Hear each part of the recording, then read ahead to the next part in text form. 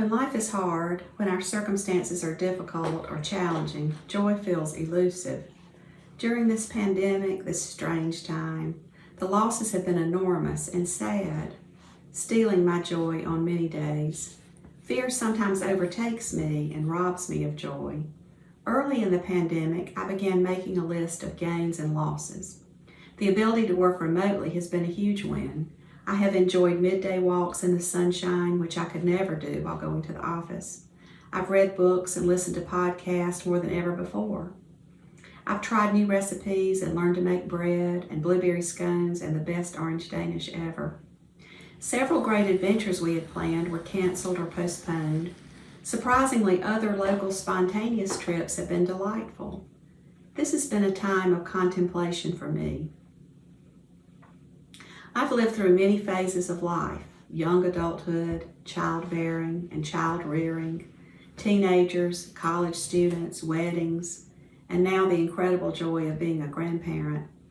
My faith has transitioned through phases as well. I enjoy hiking and nature astounds me, but I question the need for snakes, gnats, and mosquitoes that torture me in summer. I grieve over suffering that I have endured or observed, over broken relationships and unanswered questions, hard questions about life. One thing that I did during this strange time that I never would have done in ordinary time was reach out through Facebook to a high school acquaintance. We had not talked in 45 years, but through the marvel of technology, we reconnected. I wanted to talk to her because her posts were clever, kind, and she had a warm sense of humor. I knew she had been through some tough times, and I wanted to learn about her resiliency. She had faced death squarely as a cancer survivor. I asked her how she could be so positive. She said, as I so believe myself, that life is a gift. She had learned to concentrate on positive things and stay focused on the good in her life. Psalm 151, verse 10 says, "Create in me a pure heart, O God, and renew a steadfast spirit within me. Do not cast me from your presence or take your Holy Spirit from me.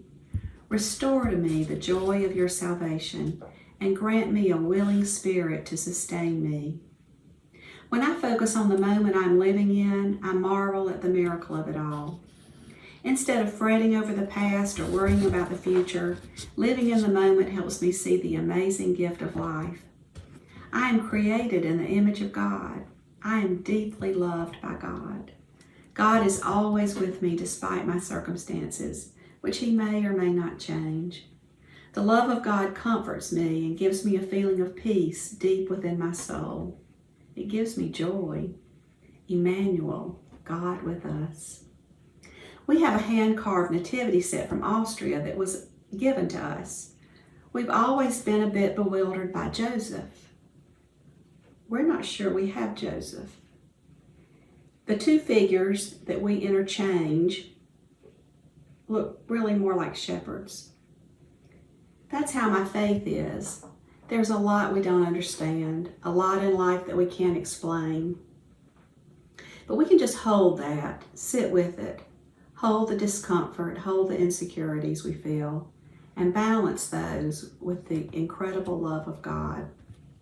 Just like this nativity set, I can still find joy in setting it up each year and looking at it throughout the season, even though I have questions about it and there are parts of it that I'm not quite sure about. And while holding that human insecurity, we can be joyous, knowing that God is with us in whatever happens. I pray that you will know that joy today also.